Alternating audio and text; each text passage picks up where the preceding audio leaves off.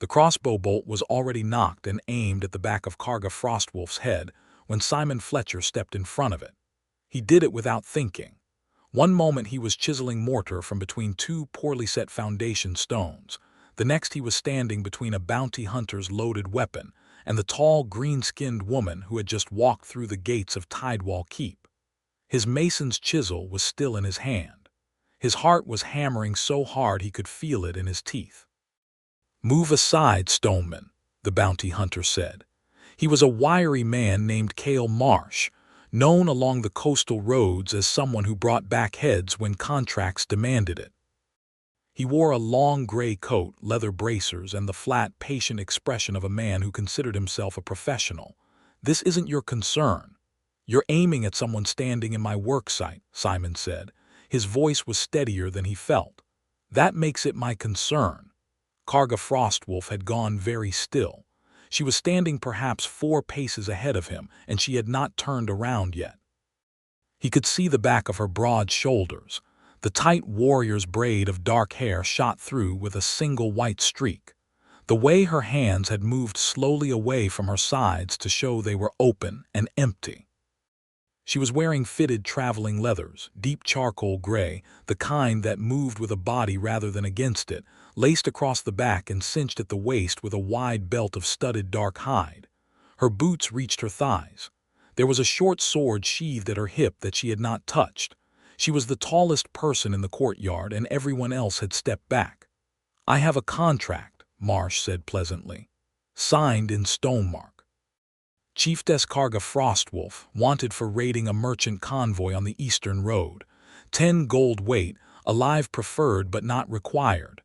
"She walked through the front gate," Simon said. "She didn't raid anything." "She will have done it somewhere else." Marsh shifted his aim a fraction, as though trying to look around Simon. "Step aside." That was when Karga Frostwolf finally turned around. He had not seen her face before that moment. He had only seen her arrival, the way the guards at the outer gate had gone tense and then uncertain, the way the few people crossing the keep's lower courtyard had pulled their children close. He had kept working because a new foundation wall did not care about politics, and because someone needed to keep working on the eastern rampart before the autumn storms rolled in off the Graymere Sea, and everything he had already built got undermined by water coming through the drainage gaps. Now he looked at her fully, and the chisel in his hand suddenly felt very small.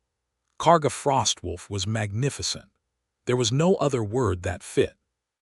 She was taller than any woman he had ever stood near, taller than most men in Tidewall, broad-shouldered and strong in a way that was entirely her own. Not the thickness of someone fed at a nobleman's table, but the density of someone who had been tested by genuine hardship and survived it. Her skin was deep sage green, darker at the jaw and brow ridges, and her eyes were a pale, sharp amber that caught the morning light like polished horn. Her lower tusks curved up past her full lower lip, not jagged and threatening as the old illustrations in the market pamphlets showed, but smooth and elegant in their own way. She had high, dramatic cheekbones and a jaw that could have been cut from the same limestone Simon spent his days shaping. She looked at the crossbow. She looked at Simon. She looked back at the crossbow. Then she took 2 long, measured strides forward, reached past Simon with one arm. He felt the air move, felt the warmth of her sleeve brush his ear, and closed her hand around the crossbow's stock and barrel both. The sound it made when she snapped it was clean and sharp, like a green branch breaking. The 2 halves dropped from Marsh's hands and clattered on the flagstones. "The contract," Karga Frostwolf said, her voice low and deliberate and carrying across the whole silent courtyard, "is cancelled." Cael Marsh stared at the ruined pieces of his weapon on the ground. Then he looked up at her. His professional patience had developed a crack in it. "That bow cost me 8 silver, he said. "Send the bill to whoever hired you," Karga said. "Tell them you failed. Tell them Karga Frostwolf walked into Tidewall of her own choosing, under her own name, and that she broke your bow and gave you leave to go home with your life. Most bounty hunters find that a reasonable arrangement." Marsh looked at Simon. Simon shrugged. "You heard her," Simon said. Marsh gathered his dignity. picked up neither half of his broken weapon, and walked toward the gate with the careful, measured pace of a man who wanted to appear unhurried and was working extremely hard at it. The courtyard stayed silent until the gate swallowed him. Then it erupted into noise, not celebratory noise, not the kind that broke toward welcome, but the low, worried, overlapping murmur of people who did not know what to do with what they had just seen. Simon turned to look at Karga Frostwolf, who was already looking at him. Up close, she was even more arresting. She had a faint scar along her left brow, a thin white line that interrupted the arch of it in a way that looked entirely intentional, like punctuation. She was studying him with those amber eyes the way Simon studied a wall, looking for structural truth, for what was genuine and what was show. "You stepped in front of a loaded crossbow," she said, "for a stranger. He was going to shoot you in the back." Simon tucked his chisel into his belt. "I don't hold with that. You are a stonemason." "I am." She looked down at his hands, which were white with lime dust and scored with the small cuts that came from a season of close work with rough stone. Something shifted in her expression. Not softness exactly, not yet, something more like recalibration. "Why are you inside a keep?" she asked. "Most masons I have met work in towns. Most towns don't have a crumbling eastern rampart with drainage channels that were laid by someone who apparently never saw rain before," Simon said. "Lord Fenwick Grail hired me in the spring to patch the fortifications. I have been here since." Lord Grail. She said the name carefully, like she was testing the weight of it. "Is he the kind of lord who will object to my presence?" "He's the kind of lord who is mostly concerned with his own dinner and whether the wine keeps," Simon said honestly. "The garrison captain is another matter." As if summoned by the mention, Captain Aldrich Thorne came through the inner gate at a pace just below a run, 6 soldiers behind him, all of them armored and none of them happy. He was a thick-necked, square-jawed man of about 50, with the fixed expression of someone who had decided what he thought before he arrived. "Orc," he said, pointing at Karga. "State your business or be removed." Karga did not blink. "I came to speak with Lord Grail about the eastern clan boundaries. Specifically the disputed grazing ground above the Ashrock Ridge. My clan has a legal claim registered at the Stonemark Court. I am here to present it." Thorne stared at her. "You are Karga Frostwolf." "I am." "The convoy raiding was committed by a splinter group that left my clan 8 months ago," Karga said, flat and precise. "I have documentation from the Stonemark Court confirming this. I also have the head of the man who organized the raid, but I left it outside the gates because I thought it was an unnecessary opening statement. I can retrieve it if you feel differently." There was a long silence. "She's telling the truth about the documentation," a thin voice called from near the inner gate. Simon recognized it as belonging to Aldous, Lord Grail's nervous little secretary, who had apparently heard everything from behind the safety of the gate arch. "The court seal. I saw it when she presented it at the outer gate, Captain. It's legitimate." Thorne looked at Aldous. He looked at Karga. He looked at Simon with an expression that plainly asked why a stonemason was standing in the middle of his courtyard next to an Orc Chieftess. Simon spread his hands. She needed somewhere to stand. Thorne exhaled through his nose like a tired horse and pointed at Karga. "You'll be housed in the outer guest chamber. You will not be permitted in the great hall without escort. You will surrender your sword." "I will surrender my sword when your men surrender theirs," Karga said pleasantly. "Which is to say, I will not." Thorne looked like he was calculating odds. He was not the kind of man who did the calculation in her favor, but he was experienced enough to see the shape of it clearly. He jerked his chin at one of his soldiers. "Take her to the outer chamber. Make sure she has water and food." "Decent food," Karga said, "not the leavings." The soldier glanced at Thorne. Thorne's jaw tightened. "Decent food." Karga followed the soldier without looking back.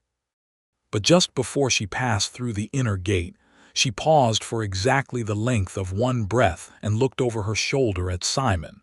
It was not a look that said anything specific. It was the kind of look that left a mark anyway. Simon stood in the middle of his courtyard, lime dust on his hands, and watched her go. The eastern rampart was a problem that had been getting worse since spring, and Simon had been fighting it the way he fought every structural problem, methodically, stubbornly, and with more patience than most people thought a single man could sustain. The original builders of Tidewall Keep had been competent but not brilliant. They had set the outer walls on good rock, but the drainage channels along the rampart walk were too shallow, and over several decades of Graymere sea, whether the water had found its way into the fill behind the outer face. The result was a section of wall that looked solid from 20 paces, but was essentially hollow anxiety when examined up close. Simon was working on the worst stretch, about 30 feet of facing stone that needed to be stripped back, the fill dug out and replaced with compacted rubble and lime, and then refaced properly. He had been at it since the second week of summer, and he figured he had until the first serious storm of autumn to finish, which gave him perhaps 6 weeks if the weather held. He was up on the scaffolding the morning after Karga Frostwolf's arrival, working through the pre-dawn grayness with a lantern hung on a nail above him, when he heard footsteps on the rampart walk below. Not soldier footsteps which had a certain armored heaviness. These were quieter, more deliberate, the footsteps of someone who moved with intention. He looked down over the edge of the scaffolding. Karga Frostwolf was standing at the base of the wall, looking up at him. She was still in her traveling leathers, and in the lantern light her amber eyes caught the glow and held it. "You work before dawn," she said. "Light changes the stone," Simon said. "What it shows you at midday isn't what it shows you in the gray. Flaws hide better in good light." She considered this. Then she looked at the wall itself, really looked at it, running her gaze along the scaffold and the section of stripped facing with the professional attention of someone who understood what she was looking at. "How long until this fails?" she asked. "Without repair, 2 serious storms, maybe 3. There's a culvert at the base that's been pulling the fill material for years. The outside looks sound, but it's mostly theater. This keep is the only fortification between Stonemark and the northern passes," Karga said. "If its eastern wall fails, the road is exposed." "I know," Simon said. "Does Lord Grail know?" Simon hesitated. "Lord Grail knows there is a problem being addressed." Something shifted in her expression that might have been dry amusement. "He does not understand the severity." "He understood enough to hire me," Simon said. "I'll take what I can get." She was quiet for a moment, looking at the wall. Then she said, "Do you need an extra set of hands?" He blinked. "I'm sorry." "I can carry stone," Karga said, with the absolute directness of someone who did not see why this needed further explanation. "I can move fill material. I have done more physical labor in my life than most of the men in this garrison combined, and I am here for at least a week waiting for Lord Grail to schedule an audience. I would rather be useful than wait in a guest chamber staring at a wall." Simon looked at her for a long moment. She held his gaze without flinching. "Can you hold a level?" he asked. "Teach me." He came down off the scaffolding. He did not fully understand why he said yes, except that the wall needed doing, and she had asked honestly, and because there was something about the directness of her that made it impossible to think of a reasonable objection. He showed her the level, a simple wooden frame with a lead weight on a string that found true horizontal the same way it had found it for 1,000 years. She caught the concept immediately, the way genuinely intelligent people did, not by overthinking it, but by feeling what it was telling her. By the time the keep woke up around them, they had moved 2 full loads of fill material from the wagon he kept beside the scaffolding, and she had held the level for the first course of replacement facing stone while he said it. She was as good as his word. She was steady and precise, and she did not talk while he was concentrating, which put her ahead of every apprentice he had ever worked with. "You have done this before," he said during the first break, when they were both sitting on the lower scaffolding plank with bread, and the weak morning ale the cook sent out in a pail. "Not masonry," Karga said, "but my clan builds in stone. Not grand fortifications, longhouses, storage walls, the foundation pylons for our smoking racks. My father taught me the work when I was young. He believed that a leader who could not build should not be trusted to tell others what to maintain." "Your father sounds like a sensible man." He was. She said it without drama, just plainly, the way people said things that had settled into fact years ago. He died in the last border conflict. Before the treaty. I'm sorry. She looked sideways at him. Are you? Yes, Simon said. I mean it. I lost my father young too. It shapes you. She looked at him for a moment with those amber eyes. Then she took a long drink of her ale and said, What did your father do? He was a mason too, Simon said. His father before him. It goes back far enough in my family that I think at some point an ancestor made the decision and the rest of us just followed it without questioning. Do you question it? Every time I spend a night sleeping on scaffold boards in the rain, Simon said. Never when I finish a good wall. Something that was genuinely a smile moved across her face.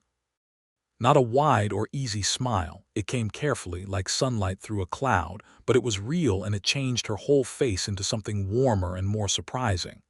What is your name, stonemason? She asked. Simon Fletcher. He offered his hand without thinking about it, the dusty, scarred, thoroughly mason's hand, the kind of hand that introduced itself through a handshake because he had never had reason to do otherwise. I know yours already. She looked at the offered hand. Then she took it, and her grip was exactly as he expected, firm and unhurried, the grip of someone who took the measure of a handshake seriously. Karga Frostwolf, she said, which he already knew, but hearing her say her own name was different from hearing Marsh say it like a bounty number. They shook once, and held it a half-beat longer than was strictly necessary, and then they both seemed to notice that at the same time and let go. The meeting with Lord Grail did not happen in the first week. Lord Grail was, as Simon had indicated, a man whose primary relationship was with his own comfort, and apparently confirming a formal audience with an Orc Chieftess required more preparatory wine than he had initially budgeted. Karga waited with extraordinary patience for a woman Simon increasingly suspected was not naturally patient. She channeled it into work. She was on the rampart with him every morning before dawn. She carried stone. She learned to mix the lime and aggregate slurry that went into the fill, understanding almost immediately the proportions by feel rather than by measurement, the way experienced hands always came to know a material. She held lines while he cut. She shifted scaffold boards when he needed an angle he could not reach. The garrison soldiers watched them with a wariness that gradually shifted, over the first week, into something more like reluctant curiosity. She ignored them when they were unfriendly, and acknowledged them without ceremony when they were neutral. She did not perform ease or try to earn approval. She simply existed in the space she occupied with a settled, complete confidence that Simon found increasingly difficult to look away from. He watched her when he thought she was not looking. He was aware that this was something he had started doing and could not stop. He told himself it was the same attention he gave to stone looking for the structure, the truth of the thing. He was aware that this explanation was only partially honest. She caught him at it on the fourth morning. He had been watching her carry a header stone up the scaffold ramp, watching the way her shoulders moved under the charcoal leather, the absolute sureness of her footing on the worn plank, the contained power of her, and she had set the stone down and turned and looked directly back at him without any warning. He did not look away. That felt worse than getting caught somehow looking away. He held her gaze. Her expression was impossible to read for a moment. Then the corner of her mouth moved. Does the stone interest you, she said carefully, or something else? Something else, Simon said, because if she was going to catch him, he was at least not going to be dishonest about it. Her chin lifted slightly. Not offended, not displeased, something more like noted. She picked up the header stone again and set it into position, and Simon took his end of the level and they went back to work, and neither of them said anything else about it. But something had shifted, the way fill material settles when you tamp it. It does not look different, but it is now load-bearing in a way it was not before. In the evenings, after the light failed and the scaffolding work was done, they fell into a pattern of sitting in the outer courtyard after supper. The keep's outer yard was open to the sky and looked south over the cliffs, and on clear evenings you could see the Gramer Sea spreading out in shades of violet and iron, the horizon line clean and remote. Simon had a section of low wall near the south gate that he sat on most evenings to eat and watch the light change. Karga joined him on the third evening without being invited, and after that it was simply assumed. She talked when she talked, with the precision of someone who had learned to be careful about what she said in rooms full of people who were listening for weakness. But in the evenings on the low wall with the sea wind coming up the cliffs, she became less careful. Not careless, never careless, but less armored. She told him about the Frostwolf clan's territory, the high plateau country 2 days east of Tidewall where the grazing land was rich, and the winters were brutal, and the people were not soft but were deeply loyal to one another. She told him about the boundary dispute with Lord Grail's easternmost tenant, a surly grain merchant named Pelwick, who had decided that the end of the last war meant the Orc clan's registered land claims were no longer binding. She told him about the Stonemark Court and the 4 months of careful legal work she and her elder, an old woman called Marit, had done to build the documentation she carried. "You did all of this through the courts," Simon said one evening. "My father fought," Karga said. "He died. The land is still disputed. I thought I would try the other approach. Most people would not have the patience for it. Most people have not stood over their father's grave and promised him they would do better." She was looking at the sea. "The last light was turning it gold. I made that promise. I intend to keep it." Simon looked at her profile against the golden light. The strong jaw, the curve of her tusks, the white streak in her braided hair catching the last warmth of the sun. "He would be proud of you," Simon said. She looked at him quickly, and for a moment her face was unguarded in a way he had not seen before, something surprised and raw in it, as though she had not expected to be moved by something that simple. Then she looked away, back at the sea. "You do not know me well enough to say that," she said quietly. "I know you well enough," Simon said. "Stubbornness runs in your family, work ethic, love for your people. Honestly, I have seen enough." A long pause. The sea wind moved through the courtyard. "You are a strange man, Simon Fletcher," she said finally. There was warmth in it. "Everyone says that," he said. "I've stopped being bothered by it." She laughed. It was the first time he had heard her laugh, a real laugh. Not a smile or a near thing, but a full, surprised sound that broke free of her before she could contain it, and she looked almost startled by it herself, as though it had escaped without permission. Simon found himself smiling at his own hands, not trusting himself to look at her directly, while he felt the way that laugh had just rearranged something inside his chest. The boundary meeting finally happened on the 10th day. Lord Grail received Karga in his reception hall, not the great hall, which would have been a proper formal setting, but the reception hall, which was a diplomatic slight so obvious that even the secretary Aldous looked uncomfortable arranging the chairs. Karga noticed and said nothing. Simon was not invited. He heard about it later from Aldous, who had the information-sharing habits of a man who felt guilty about things he had not personally done. "She presented every document correctly," Aldous said in a low voice, finding Simon at the scaffolding in the late afternoon. "The court seal is genuine.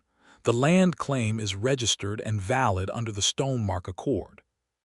Lord Grail sat through the entire presentation with the expression of a man being read a very long invoice. "What did he say?" Simon asked. "He said he would need time to consult with his advisors before responding formally." Aldous paused. "His advisors are Captain Thorne and his wine steward, neither of whom will advise him to honor the land claim. Neither of whom is likely to know." Aldous pulled at the hem of his coat. "I am telling you because I saw you step in front of that crossbow, Mr. Fletcher, and it seemed to me like someone who might be interested in whether things go fairly." Simon set down his chisel. "Is there a counterclaim being prepared?" "There is a letter being drafted to the Stonemark Court claiming new evidence of Orc raiding of the contested grazing land. Evidence which I have not personally seen and which, given the timing, seems to me to be invented," Simon said. Aldous pressed his lips together and said nothing, which was confirmation enough. He found Karga at the south wall at dusk. She was already there, sitting on their wall, looking at the sea. She knew before he said anything. He could see it in the set of her shoulders. "He is going to contest it," she said. "Not him directly. Someone is drafting a counterfiling to the court." She was quiet. Not the quiet of defeat, the quiet of someone calculating what to do next. "If they file a counterclaim with fabricated evidence," she said, "the court process takes another 6 months. My clan has already waited longer than is reasonable. Pelwick's men have been grazing their cattle on our eastern reach all summer, and every month it goes on is a month my people's winter stores fall shorter." "Then we need to stop the letter before it goes," Simon said. Karga looked at him sharply. "We." He met her eyes. "You've been carrying my scaffold boards all week," he said. "I figure I owe you something." She studied him for a long, searching moment, that gaze that looked for structural truth. He let her look. "What are you proposing?" she asked. "I've been working in this keep for 4 months," Simon said. "I know where Aldous keeps the official correspondence seal. I know the garrison's posting schedule.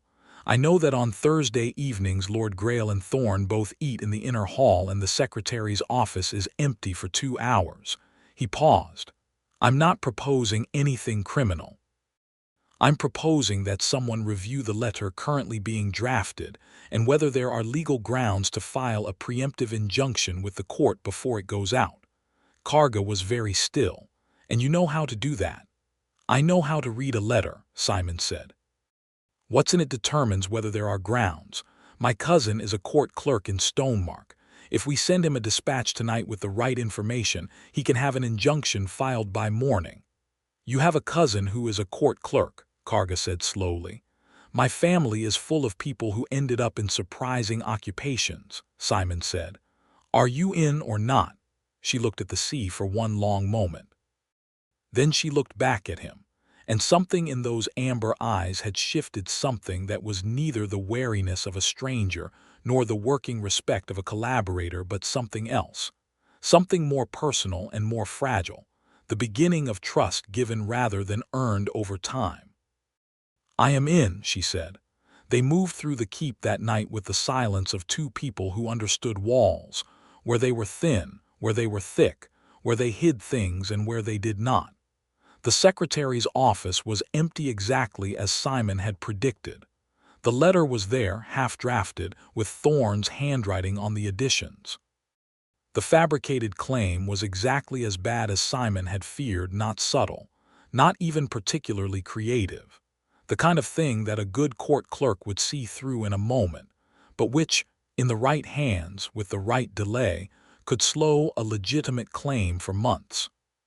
Simon copied the relevant text while Karga stood at the door and watched the corridor with the stillness of someone who could be invisible when she chose to be. He wrote out the dispatch to his cousin in the coded shorthand they had developed as children playing at messengers, which had since become genuinely useful exactly once before tonight.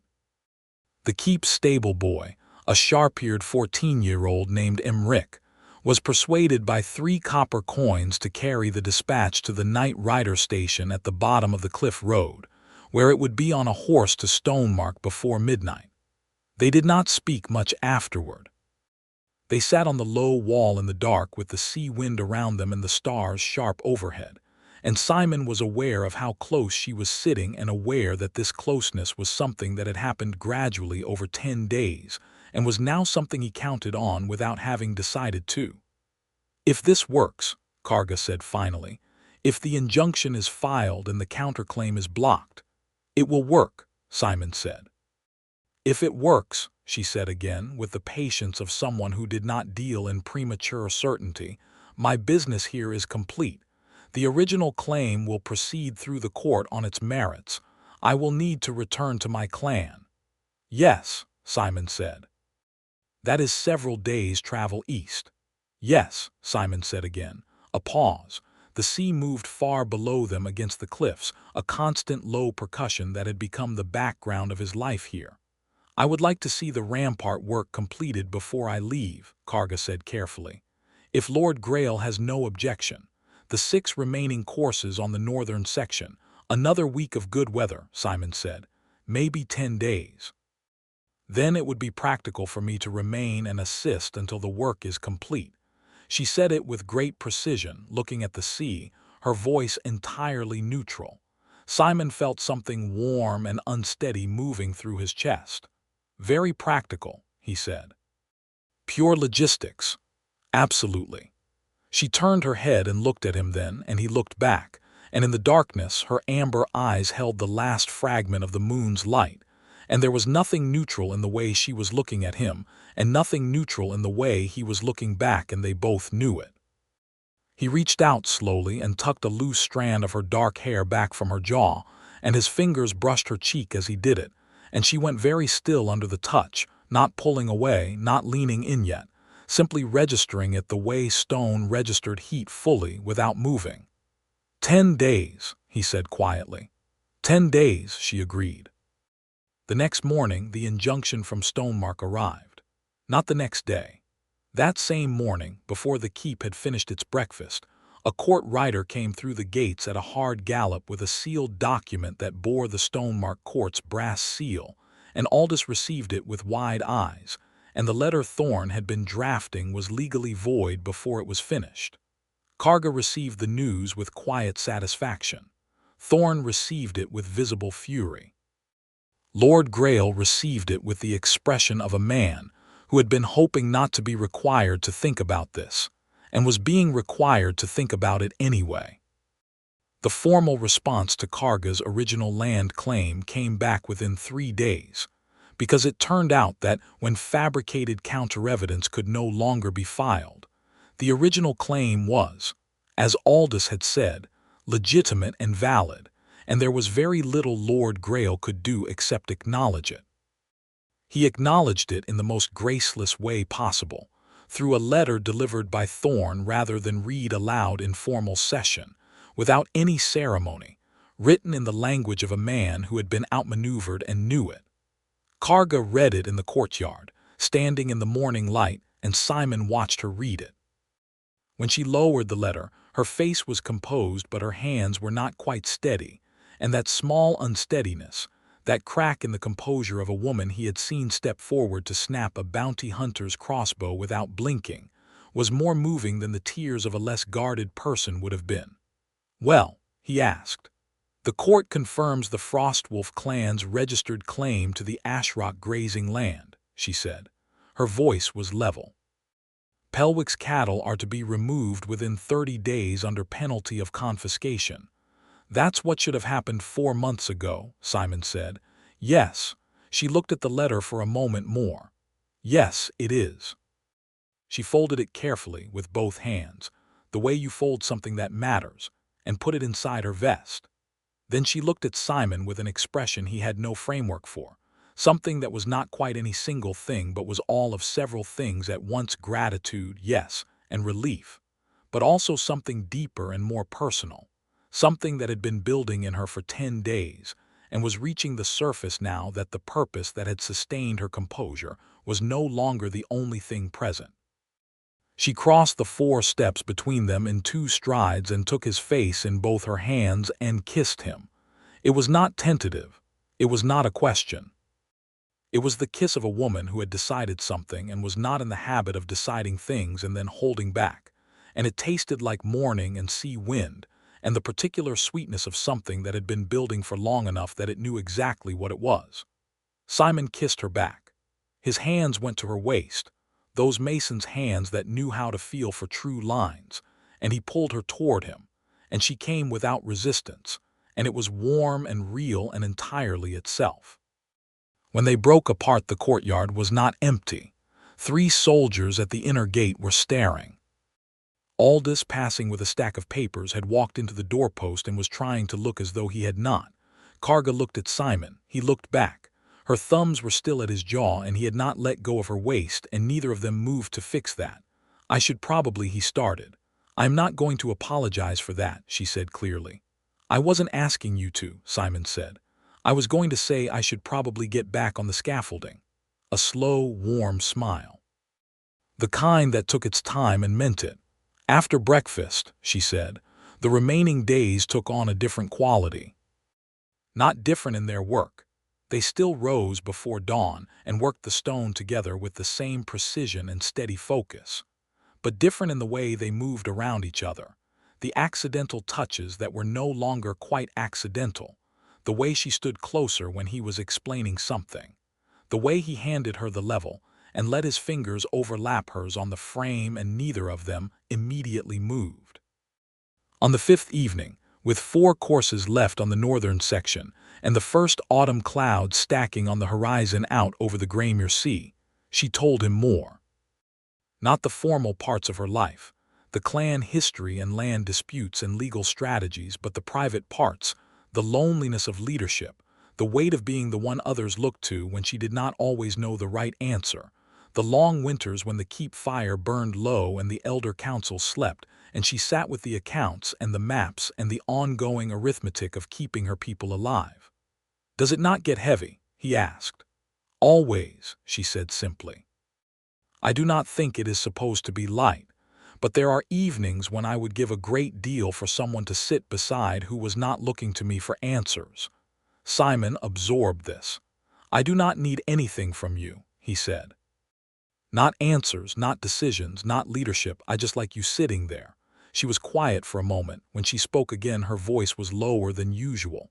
"You are not afraid of me," she said. "It was not a question exactly. No, most men are, even the ones who are not hostile. They are careful, they manage me, they calculate." She looked at her own hands. "You just talk to me." "You are very easy to talk to," Simon said, "when you are not being terrifying." "When am I terrifying?" "When you snap crossbows in half," he said.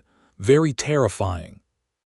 She laughed again, that real laugh that still surprised her when it happened, and Simon reached over and took her hand where it lay on the wall between them, and she did not pull away. She turned her hand over so her fingers laced through his, and they sat like that with the sea below them and the storm clouds building on the horizon, and it was the most comfortable Simon had felt in longer than he could accurately recall. He had been alone for a long time.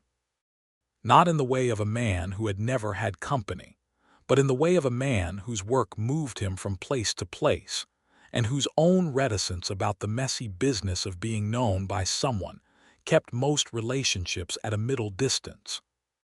He had told himself this was practical. He had told himself a mason's life was not the kind of life you built a partnership around.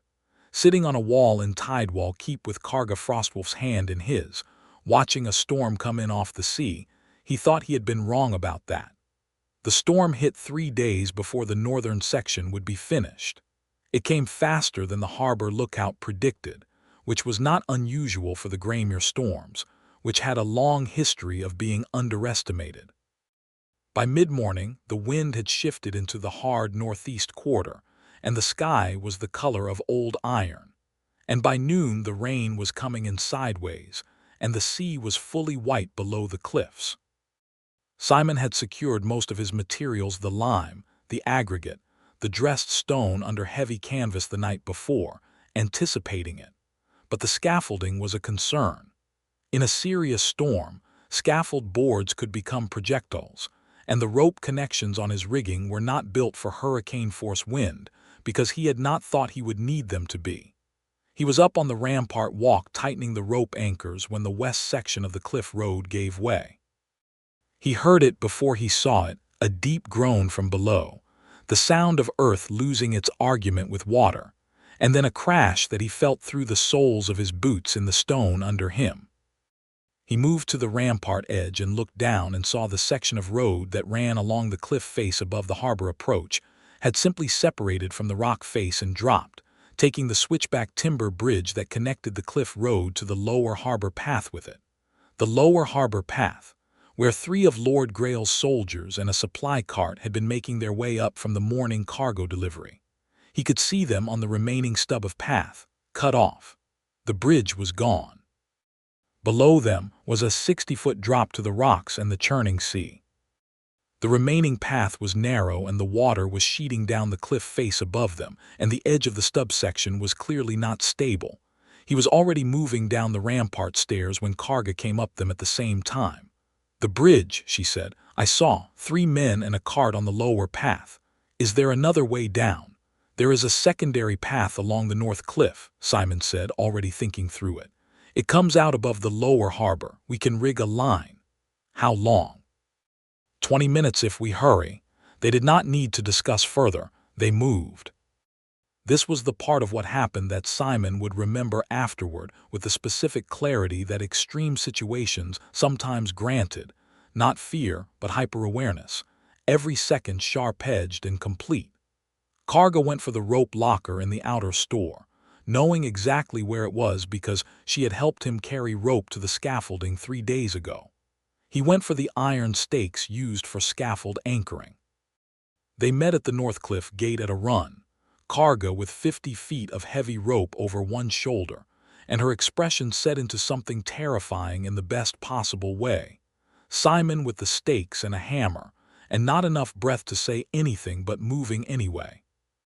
The Northcliffe path was sheltered from the worst of the wind by a rock spur, but it was streaming with water and the footing was treacherous.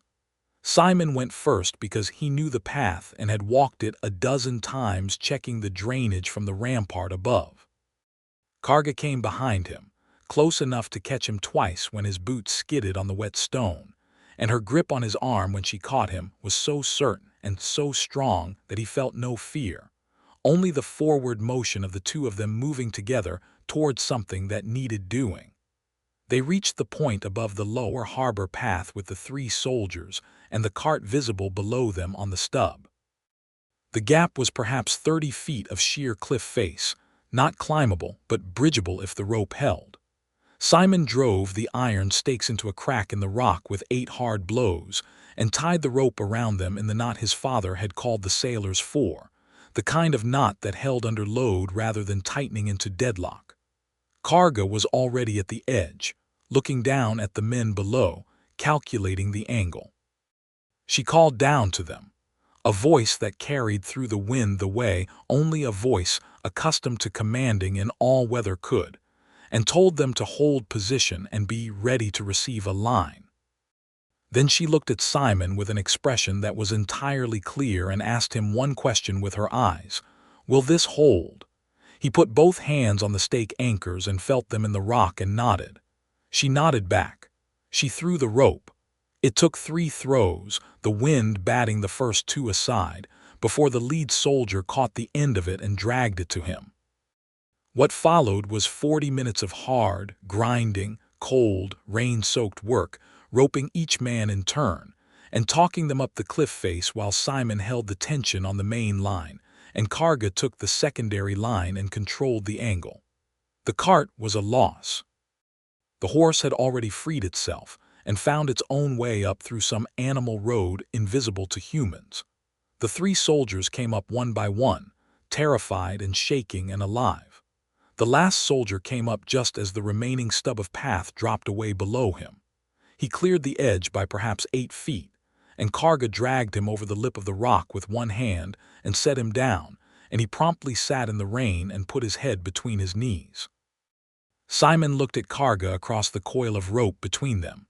They were both soaked to the bone, both breathing hard, both covered in the specific filth of wet stone and wet rope and cold wind. She looked magnificent.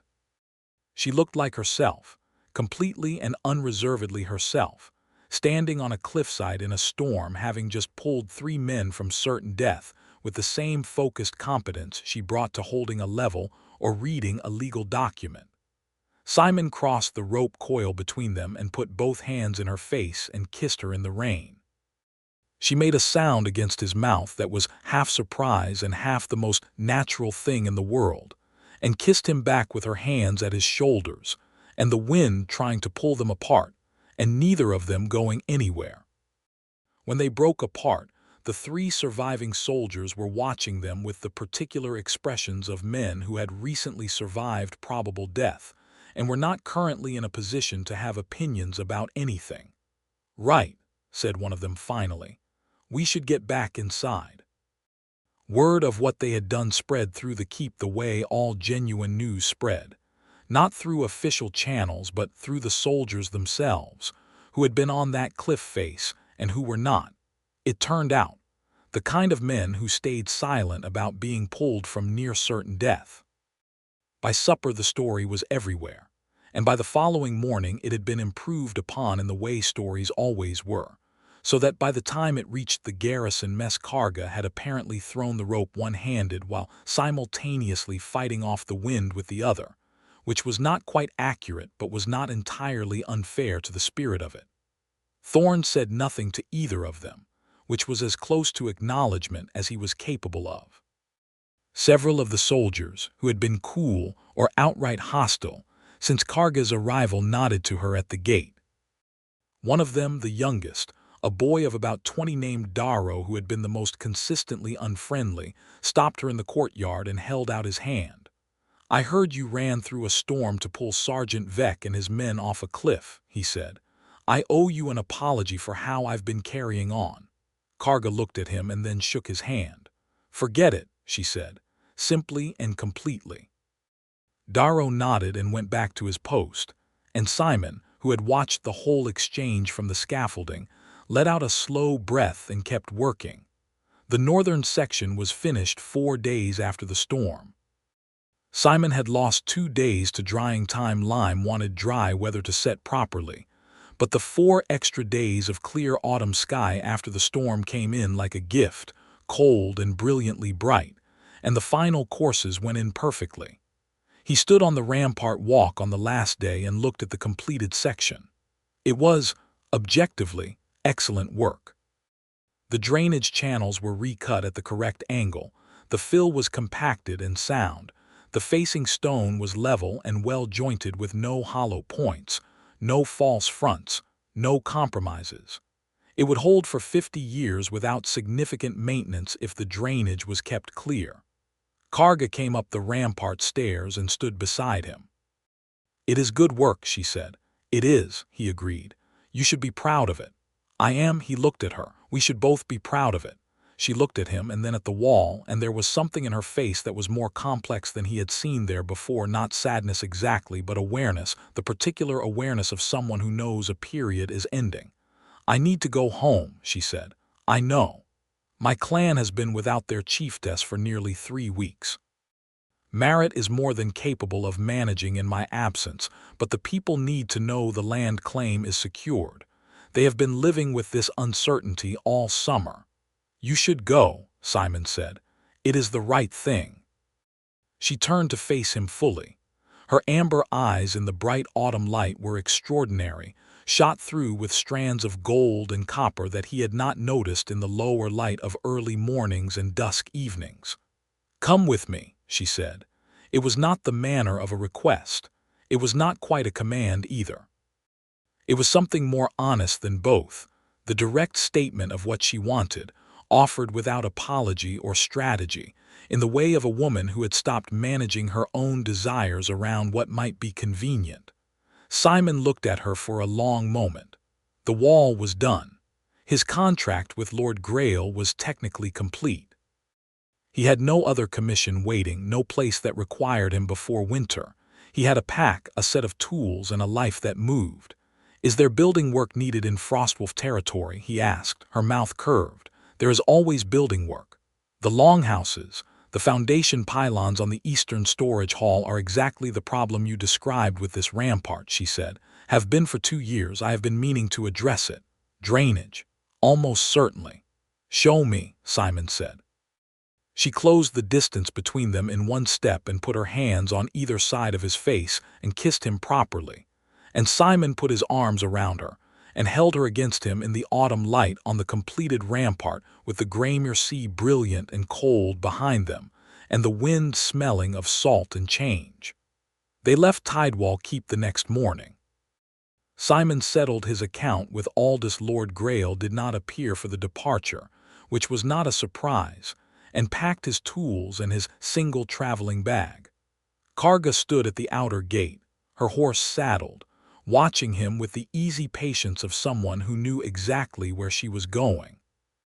Darrow and 2 other soldiers came out to see them off, which was not anything official, just 3 men standing at the gate in their regular clothes because their shift had ended and they happened to be there, which was as much ceremony as Tidewall was likely to manage.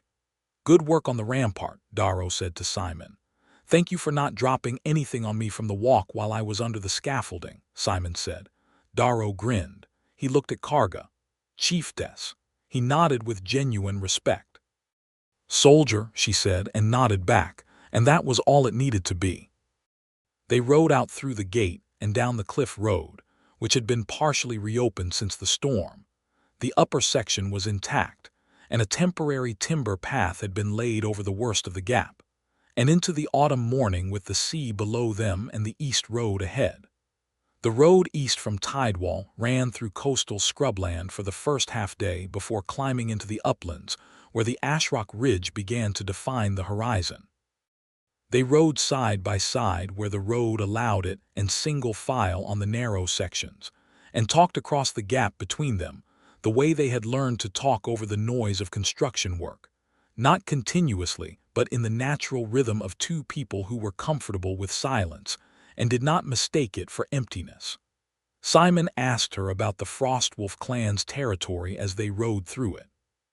She told him about the plateau country, its weather patterns and its soils, the routes the summer herds followed, the old bone-white stones that marked the clan's oldest boundaries, some of them predating the wars by centuries. Your people have been here a long time, he said. Longer than most of the town walls in this part of the country, she said, which is ironic given the paperwork required to prove it. He asked her about the clan's people. She told him about her elder, Marit, who was the oldest person he would ever meet and who had opinions about everything that were delivered with the absolute confidence of someone who had outlived everyone who had ever argued with her. She told him about her younger cousin Brack, who was 18 and had recently decided he wanted to learn metalworking, which the clan approved of except for the part where he kept setting things on fire accidentally. She told him about the seasonal traders who came up through the eastern pass to exchange grain and salt cloth for the dried meat and cured hides the Frostwolf people produced. In the early afternoon, they stopped at a creek crossing to water the horses, and the horses took their time about it, and Simon and Karga sat on a boulder together in the autumn sun, eating the wrapped bread and hard cheese Aldous had pressed on them at departure with the guilty generosity of a man who felt he had not done enough.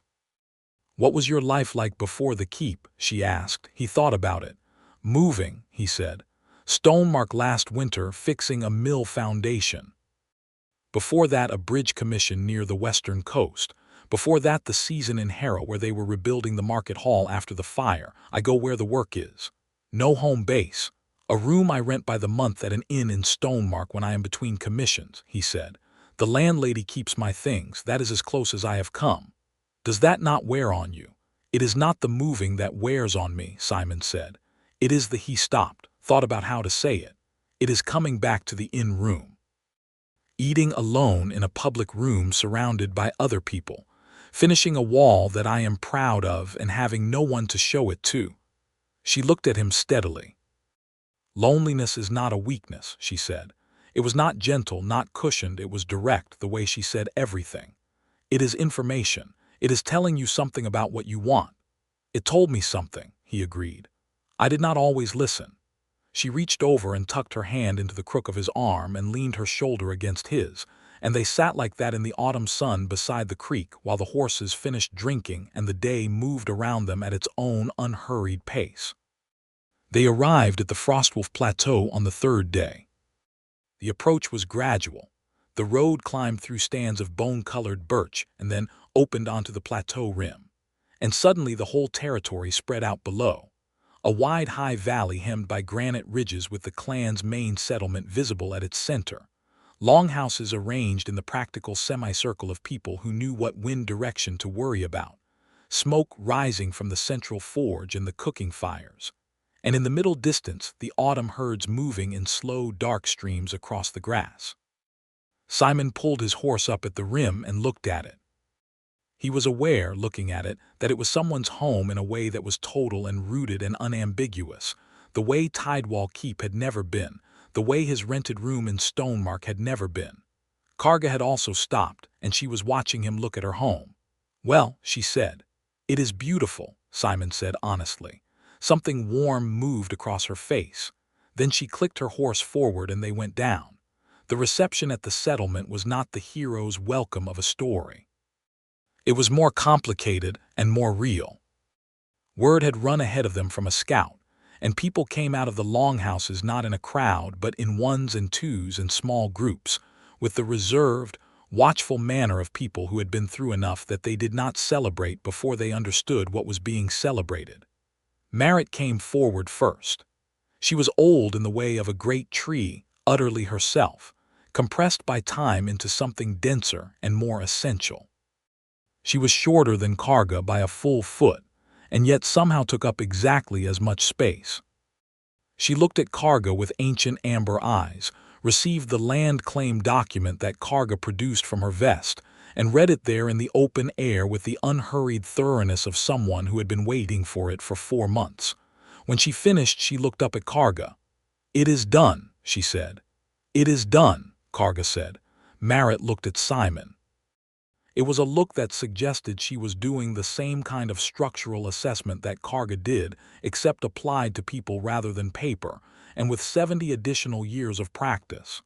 "Stonemason," she said. "Yes," Simon said. "Karga sent a letter ahead," Merritt said. "She mentioned you." A pause that contained large amounts of information compressed into very small space. "The Eastern Storage Hall's foundation pylons need attention." "I know," Simon said. "I plan to look at them tomorrow." Merritt's expression did something that was not quite a smile but was adjacent to it. She turned and went back toward the main longhouse, and the gathered clan, perhaps 40 people ranging from elders to young adults, looking at him with the mix of reserve and cautious curiosity and occasional open hostility of people who had a long history of reasons for both, gradually began to move with her. Karga stood beside him. "They will need time," she said quietly. "Do not take it personally." "I don't," Simon said. "They don't know me, they should be cautious." She looked at him with an expression that said, "This is why." "What?" he said. "Nothing," she said. "Come, I will show you the storage hall." The foundation pylons were exactly as bad as she had said. Simon spent the morning after their arrival on his knees in the cool dark below the storage hall floor, probing the drainage situation with an iron rod and a lantern, and came up with the specific expression of a mason who has found something genuinely interesting to fix. He started work the following day. Karga helped in the mornings when she could and attended to clan business in the afternoons, and Simon found himself absorbed into the rhythm of the settlement in the way that practical, useful strangers sometimes are, not formally welcomed but gradually incorporated. Because there was always something that needed lifting or carrying or measuring, and he did those things with the same steady competence he brought to everything. And competence is a universal language. The younger clan members came to watch him work and then drifted closer and then, by the third day, started asking questions. The young metalworker Brack was among the first, not about masonry, but about the structural relationship between a forge's floor and its foundation, which was a genuinely good question that Simon answered at length. And after that, Brack followed him around for most of a day asking follow-up questions, with the tireless curiosity of someone who had just discovered there was more to know about their own subject than they had realized. The hostility from a few of the older clan members was real, and Simon did not pretend it was not. An elder named Gorak made his feelings known in a short speech at the communal fire on the second evening, which amounted to, "A human living among Frostwolf people was an insult to those who had died in the border wars," and the chieftess's judgment was clouded by something Gorak chose not to name directly. Karga heard him out completely. Then she spoke. She did not argue. She did not defend Simon directly. She talked about her father, which Simon had not heard her do before in a public setting, and about the decision he had made at the end of the last war to pursue a peace that most people on both sides thought was impossible. She talked about the land claim and the 4 months of court work and the documentation and the injunction that had been filed with a help she named plainly, a stonemason named Simon Fletcher who had a cousin in the court and who had stepped in front of a crossbow when he did not need to. I do not ask you to trust him, she said. I ask you to watch him. A man's character is visible in his work and in how he treats people who cannot benefit him. Watch those things, then decide. Gorek said nothing else that evening. He watched Simon with the fixed attention of someone who intended to do exactly what Karga had said. The weeks that followed were the happiest Simon could remember. Not effortlessly happy. There was still the work, which was demanding and cold as the plateau autumn deepened, and the careful navigation of living in a community that was not yet his, and the occasional hard moment when someone's grief or anger surfaced, and there was nothing useful he could do except exist quietly and let it pass. But underneath all of it was the ongoing fact of Karga, who moved through each day with him, who found reasons to be near him and did not pretend otherwise, who argued with him cheerfully about the best approach to a drainage channel, and who laughed at his dry observations about structural engineering, with the particular laugh that still surprised her sometimes when it escaped. Her longhouse was the chieftess's house, larger than the others, and she had given him the side room that she said had been used for storage. He had fixed the door frame on the second day because it was not quite plumb, and this had bothered him from the moment he saw it. Merritt had observed this and made a comment to Karga in the clan dialect that Simon could not follow, but the tone of it was clearly approving. One evening in the third week, with a light frost on the ground and the fire in the central hearth of the longhouse burning low and warm, and most of the clan settled in for the night, Karga came and sat beside him on the bench near the fire. They had been talking earlier in the evening, a big group conversation about the spring planting rotation, and now it had quieted to just a few people murmuring and then just them. She leaned against him. He put his arm around her. It was completely natural, the way things that have been building toward themselves for long enough become natural when they finally arrive. Merritt thinks you are staying, Karga said. What does Merritt think about that? Simon asked. She thinks it would be acceptable, Karga said, which from Merritt he was beginning to understand was approximately the equivalent of a standing ovation. What do you think? He asked. She was quiet for a moment. The fire shifted and settled. Outside, the wind moved across the plateau with its long, cold whistle. I think, she said carefully, that I have spent a great deal of my life being strong for other people. And I think you are the first person who has sat beside me without wanting anything from my strength, who just wanted to sit beside me. She paused. I think I do not want to lose that. Simon turned his head to look at her. She was looking at the fire, her face in the golden light, the white streak in her braided hair catching the glow. You are not going to lose it, he said. She turned to look at him, those amber eyes very close in the firelight. I am going to need more than that, she said. I am an Orc Chieftess. I deal in specific commitments. Tell me what a specific commitment looks like, Simon said. She looked at him for a long moment. Then she said, in Frostwolf custom, a chieftess who takes a life partner announces it at the spring gathering. It is not a ceremony in the way your people have them. It is a declaration made openly in front of the clan and any witness who chooses to attend. After the declaration, she marks him. Marks him, Simon said. A bite. She said it plainly, holding his gaze. Here. She touched the junction of his neck and shoulder just above the collar. It leaves a scar. It is visible. It tells anyone who encounters him that he belongs to a Frostwolf chieftess and is under her protection. She paused. It is considered the highest honor a chieftess can confer. It's not been done since my grandmother's time. Simon absorbed this. And what does the man do in return? He asked. He may respond with any declaration of his own that he chooses, she said. There is no specific requirement. It is considered sufficient that he accepts the mark. And if he says yes now, Simon asked, before the spring gathering, privately, her breath changed. He felt it against him. That would be unusual, she said carefully, but not against custom. No, she said. Not against custom. Then yes, Simon said. Now, privately. Whatever the spring gathering looks like, whatever the clan needs to witness, but yes, here with just us and the fire, yes. She looked at him for a long time. Then she leaned forward with exquisite slowness and touched his jaw with her fingertips and turned his head slightly, and pressed her lips against the junction of his neck and shoulder. And the bite, when it came, was both more and less than he had anticipated, a shock of sharp heat, and then a deep warmth spreading outward from it, and her arms around him, pulling him close, and her voice against his skin saying his name. He held her. The fire burned. Outside, the plateau wind moved over the grass, and the frost and the old bone-white boundary stones, carrying the smell of autumn and coming winter. Winter arrived on the plateau with the seriousness of a thing that had not read the calendar and did not intend to be hurried. The first real snow came in the second week of the clan's season preparations, a long soft fall that coated everything in a foot of white, and then froze overnight into the kind of surface that made every surface both beautiful and extremely treacherous. Simon worked through the winter on interior projects.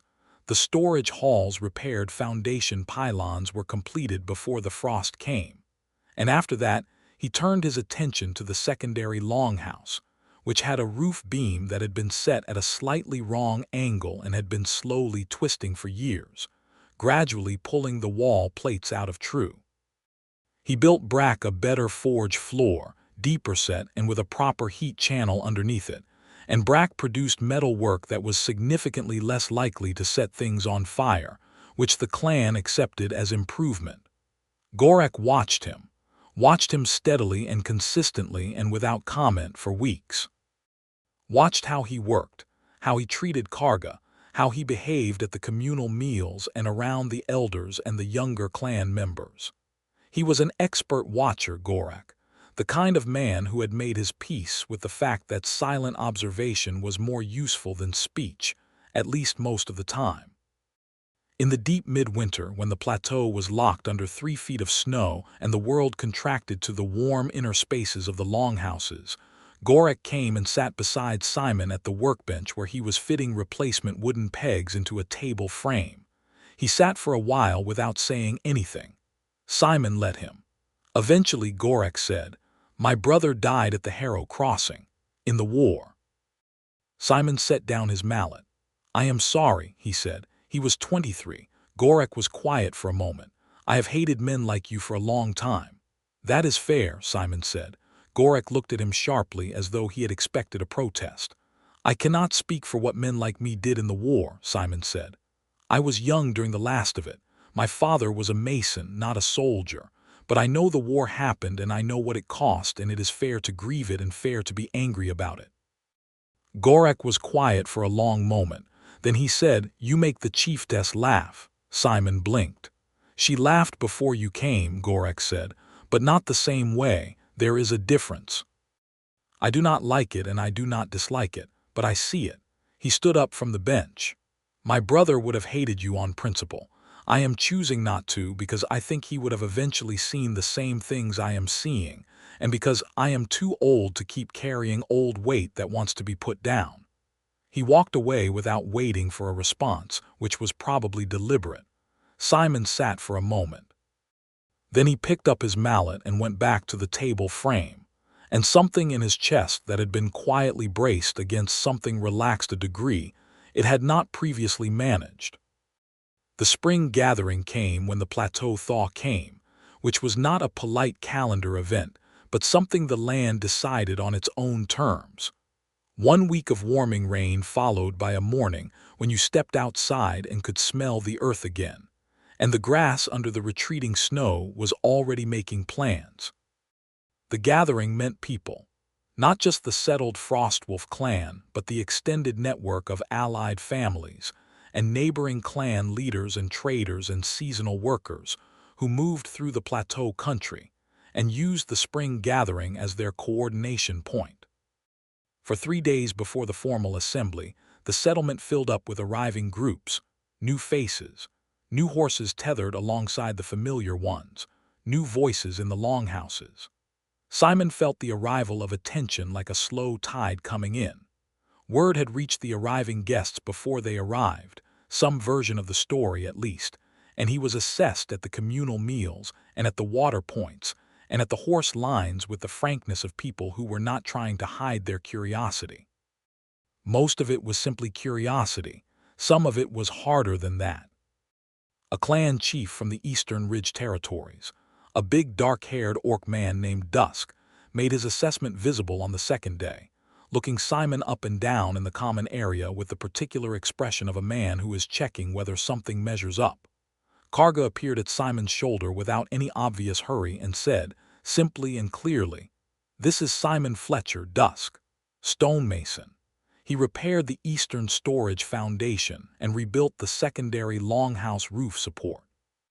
He also helped secure our Ashrock land claim through the Stonemark Court."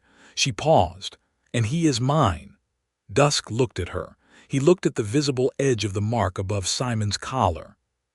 He nodded once, with the decisive brevity of someone who had received adequate information and moved on.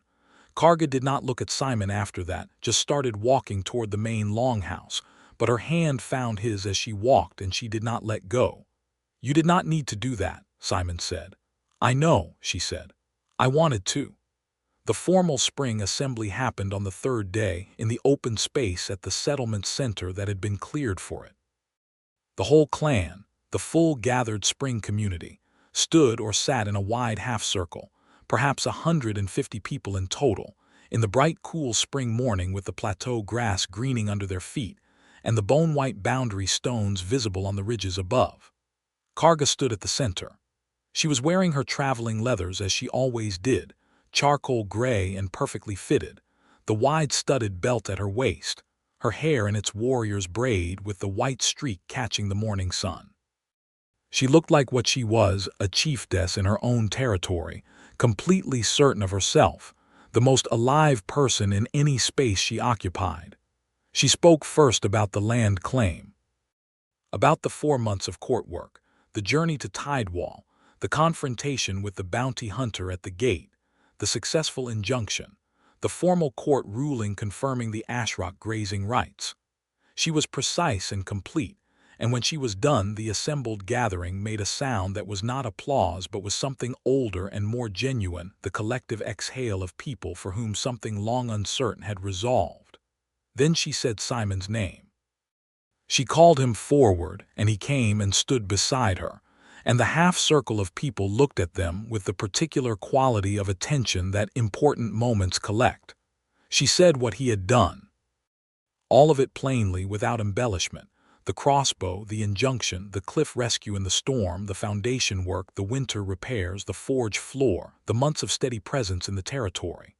She said it all in the voice of a woman making an account, precise and honest, and when she was done she said, "He is mine, I am his. The mark has been given and received.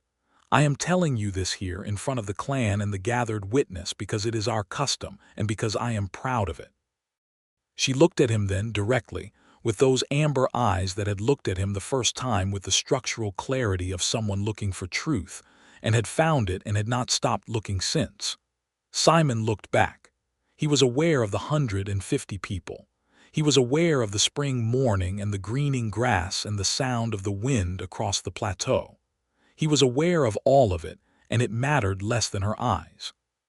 He reached into the inside pocket of his vest and took out the small object he had been working on through the winter, in the quiet hours in the side room of her longhouse, with tools borrowed from Brack and the patience that masonry had given him. It was a stone ring, not a precious stone, just a smooth river stone he had found in the creek bed during one of the autumn rides, worked down over many weeks into a perfect circle with a continuous carved pattern around it, the simple repeating line that he had seen in the old boundary stones on the plateau ridges, the pattern that Merritt had told him once was the Frostwolf clan's oldest mark. He held it out to her. She looked at it. She looked at him. Something moved across her face that was large and real and completely unguarded, not composed, not managed, not the steady, controlled strength she brought to everything, but something that was simply Karga, just her in the plain morning light. She took the ring. She put it on. She looked at it on her finger, the carved pattern of her own people, worn by their oldest boundary stones, now circling her finger in the work of a stonemason's patient hands. She looked up at him. Then she pulled him to her and kissed him in front of everyone, and the gathering made its collective sound again, not applause, but something warmer this time, something that was made of different elements, acceptance and recognition, and the particular human and orc commonality of watching two people choose each other and being glad of it.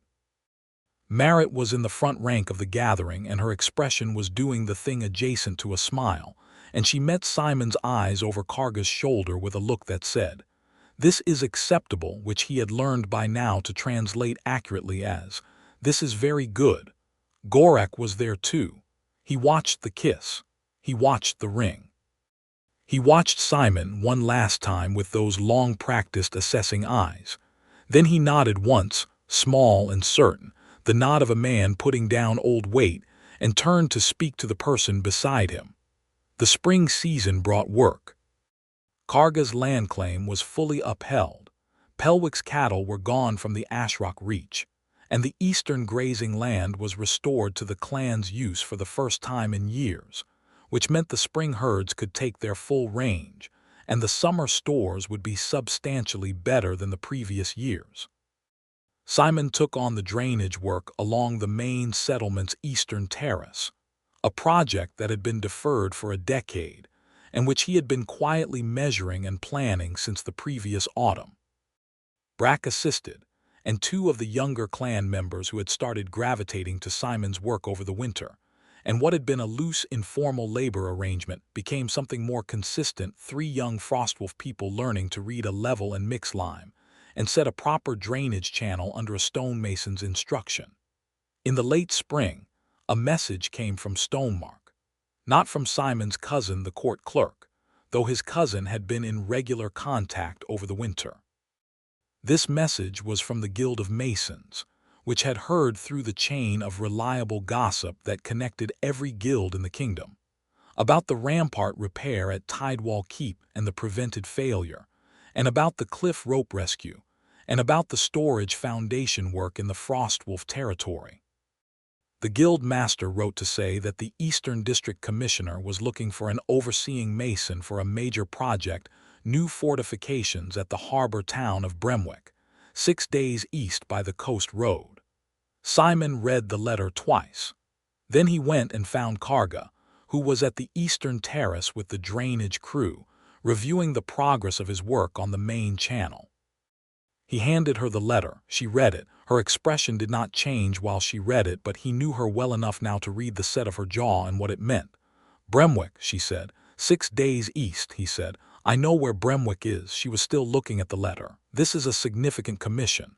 "It would be, yes." She looked at him. "You are not asking my permission." "I am telling you," he said, "because I wanted to know what you think." She was quiet for a moment. Then she said, "Bremwick's harbor district is on the coast road that passes through 3 Frostwolf trading partner territories. The spring trading season means clan delegations passing through Bremwick regularly from now until late summer." A pause. "I have a meeting with the harbor master there in 6 weeks anyway, a long-standing trade agreement to renew." "Is that right?" Simon said. "It is." She handed the letter back to him. "Accept the commission." He folded the letter. He looked at her for a moment with a feeling that was too full for a single expression to contain. The warmth of someone who has spent a long time alone and has stopped being alone. The particular joy of being known by someone who sees you clearly and chooses you anyway. He stepped close to her, and she met him halfway, and he kissed her in the morning sun above the drainage channel with the smell of earth and spring and lime dust around them, and 2 of the apprentice drainage workers carefully finding somewhere else to look. The road to Bremwick was 6 days through country that opened up as it went, from the plateau grassland down through the forested middle ridges, and then out onto the coastal lowland where the sea air hit you like recognition. They rode together. Karga had arranged to attend to several clan business matters along the route, which coincided with the road exactly. And Simon did not question this because he knew the clan territories well enough now to know that nothing along the coast road coincided with anything accidentally when Karga Frostwolf planned a route. They stayed in roadside inns and in the guest house of one of the allied clan settlements, and once, on a clear night in the middle section of the journey, simply camped under the stars in a hollow between two ridges where the wind was cut and the night was bright and still. That night, lying on their blankets with the fire between them and the stars enormous overhead, Karga said, "I used to think the best thing I could give my people was certainty. Decisions made cleanly, without hesitation, without visible doubt. I thought that is what strength looked like." "And now?" Simon asked. "Now I think certainty is a performance," she said. "I am still learning what actual strength looks like. You help me with that." "How?" "You are never performing," she said simply. "You are just yourself. Completely, even when it is not impressive, especially when it is not impressive." She turned her head to look at him in the firelight. "It is the most restful thing I have ever encountered." Simon looked at the stars. "I used to think being ordinary was a failure," he said. "No great battles, no grand discoveries, just walls, just foundations, just things that hold other things up." "There is no world without the things that hold other things up," Karga said. "I have known many fighters and many politicians. I have not known many men who understood what they were building well enough to be proud of it." He turned his head to look at her. She was watching him with that golden gaze that still, months in, still caught him somewhere vital every time she turned it fully on him. "I am proud of this," he said quietly. She shifted across the space between them and lay her head on his chest, and he put his arm around her and held her, and the fire talked quietly to itself, and the stars kept their own enormous counsel, and the world was very large and very still and entirely good. Bremwick was a harbor town that had, as harbor towns often did, expanded faster than its planning. The old wall was genuine stone, well built by someone who knew what they were doing, but it ended 200 yards short of the new harbor extension, and the gap had been filled with timber palisade that was already showing the effects of salt weather and was not going to see another decade. The commission was to extend the stone wall to close the gap and incorporate the new harbor district properly. It was a 2-season job at minimum, probably 3. Simon walked the site on the first morning and came back to the inn where Karga was meeting with the harbor master about the trading agreement with an expression she had learned to read as, "I have found the project genuinely interesting." "Well?" she asked, in the tone she always used when she had been waiting and was being patient about it. "The foundation conditions are excellent," he said, sitting down across from her with the characteristic directness of a man reporting a survey. "Solid bedrock starting at 18 inches below grade. The original builder knew what they were doing with the alignment. If you extend it following the same bearing, you pick up a natural rock shelf that cuts the excavation cost significantly." "How long?" she asked. 2 seasons, he said. "Possibly 3 if the harbor master wants decorative work on the gate towers, which he does." He mentioned it twice. "He mentioned it 4 times to me," Karga said. They smiled at each other across the table. "The trading agreement is done," she said. 3-year term, better rates than the previous one. The harbor master is an easier negotiator than his predecessor." "Does that mean you have time to stay?" Simon asked. She looked at him. "I have a clan," she said. "I have responsibilities." "I know," Simon said. She was quiet for a moment. The harbor town noise came through the window, carts on stone, the call of the fish market, the cry of the wheeling harbor birds. "Merritt can manage through the summer," Karga said carefully. "She has done it before, better than I do in some respects, not that I would tell her that." A pause. "The autumn herds need a chieftess present for the movement decisions. I would need to be back at the plateau for the autumn masonry if I am going to keep the drainage terrace work moving through winter," Simon said. "We are back in the autumn," Karga said. "Then we are back in the autumn," he agreed. She smiled, that careful, warm, entirely meant smile that had changed his chest the first time he saw it and continued to do so every time it returned. "Good," she said, "because I have not yet evaluated whether the inn's foundations are level." "They are not," Simon said. "The floor in our room drops 8 inches to the east." "I noticed," she said. "It is disorienting when you first wake up. You get used to it." "Or you fix it," she said. He looked at her with great affection. You are going to ask me to fix the floor of a room we are renting by the week. I am going to ask you to look at it, she said, entirely serenely. What you decide to do with the information is your own affair. He fixed the floor 3 days later. The innkeeper watched him work with a complicated expression and then, at the end, offered him a reduced rate for the remainder of the stay, which was either gratitude or an attempt to compensate for the labor, and Simon accepted it because practical generosity was its own kind of honesty.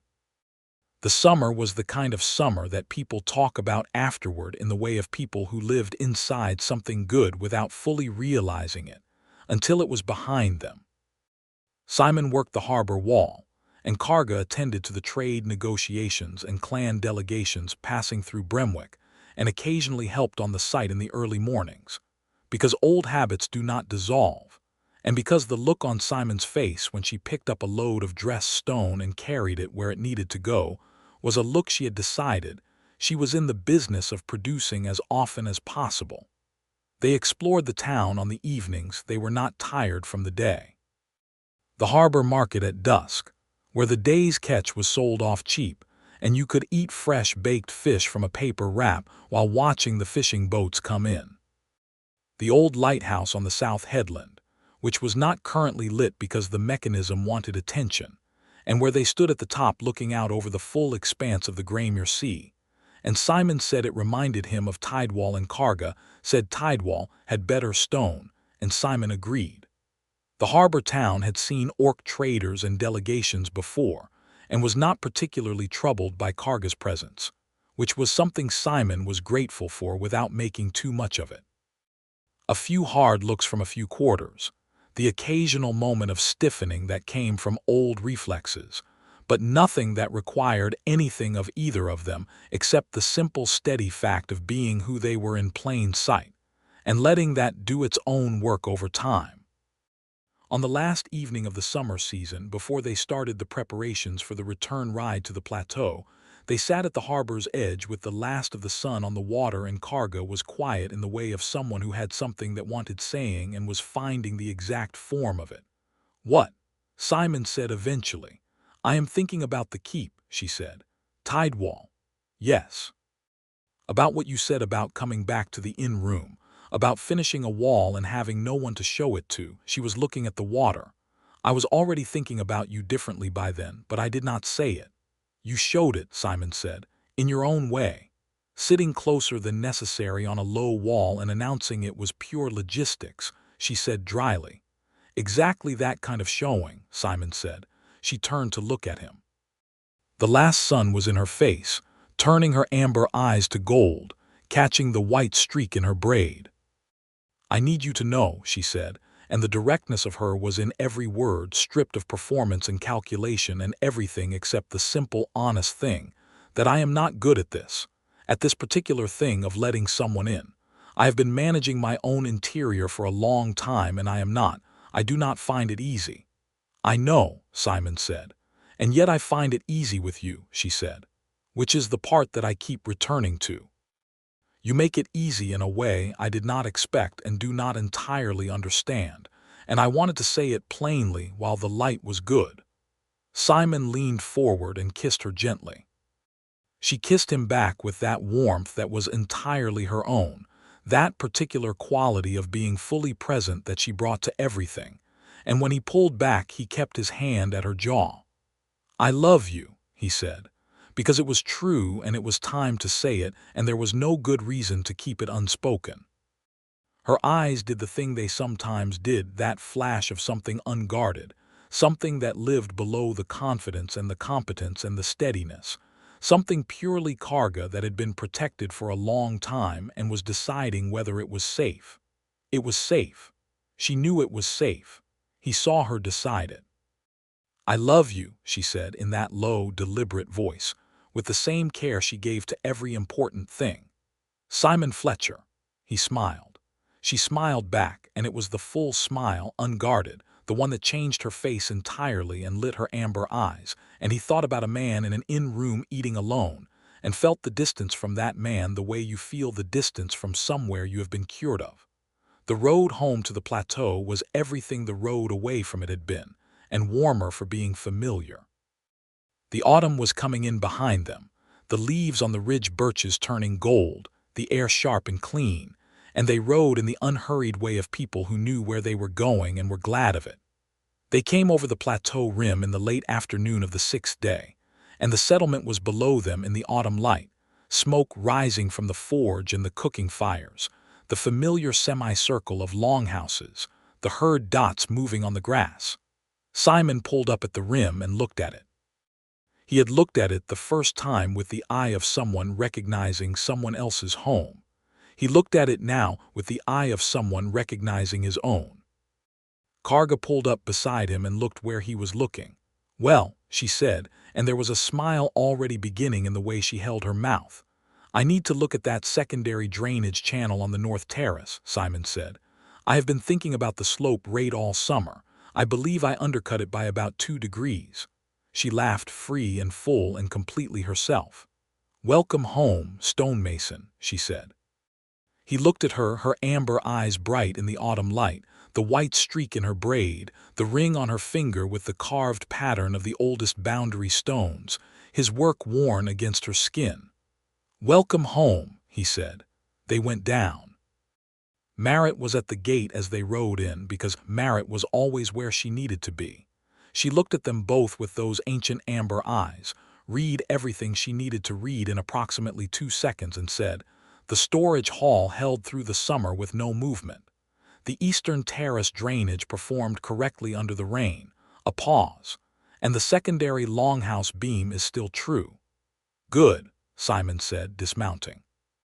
"Also," Marit added, with the particular quality of an elder holding the most important information for last, 3 of the neighboring clan settlements sent inquiries during the summer about whether the stonemason who repaired the Frostwolf foundation work was available for commission. Simon and Karga looked at each other. "He is not available for the winter," Karga said, taking her horse's reins and leading it toward the stable. "He has work here." "He does," Simon agreed. Marit watched them walk side by side toward the stable, her expression doing the thing adjacent to a smile for the second time in Simon's experience, which he was fairly certain was a personal record for Marit in any single year. The clan gathered for the evening meal and Simon took his place at the long table without the awareness of being watched that had marked the early weeks. Gorek nodded at him from across the table. Brack asked 3 questions about forge floor maintenance before the soup was served. The young drainage apprentices argued cheerfully about whether the slope rate he had taught them was the universally correct approach, or whether the angle should be adjusted for different soil types, which was a better argument than Simon had expected from people who had been holding levels for 6 months. Karga sat beside him and ate with the comfort of a woman who was exactly where she had chosen to be, and occasionally her shoulder was against his, and occasionally her hand found his under the table, and the fire in the longhouse hearth was warm, and the voices around them were familiar, and the night outside was cold and clear and full of stars.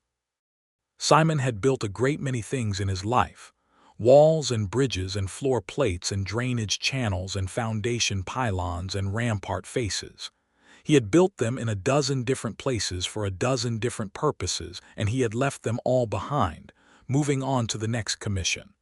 This, he thought, was the one thing he intended to keep building for the rest of his life. Not walls, not stone, not the things that hold other things up, though he would keep doing that too because it was who he was, and because the Frostwolf Plateau had no shortage of things that needed holding up, and because the 3 neighboring clan settlements with their inquiries were not going to be the last.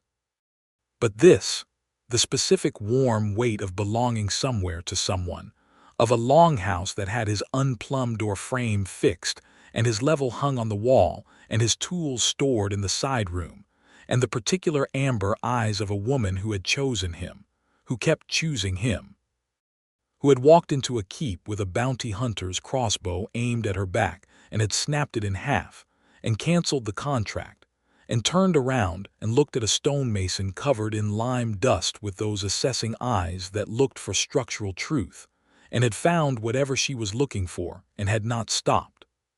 She turned to look at him now as though she felt the direction of his thinking, and for a moment they just looked at each other over the long table and the fire and the noise of the clan, and it was everything. "You are not eating," she said. "I was thinking," he said, "about drainage slope rates." "No," he said. She looked at him, those eyes. "About what?" "About the first morning on the scaffolding," he said. "Before dawn, how I looked down and there you were." She considered this. And that is all," he said. "I just think about it sometimes." Something moved across her face.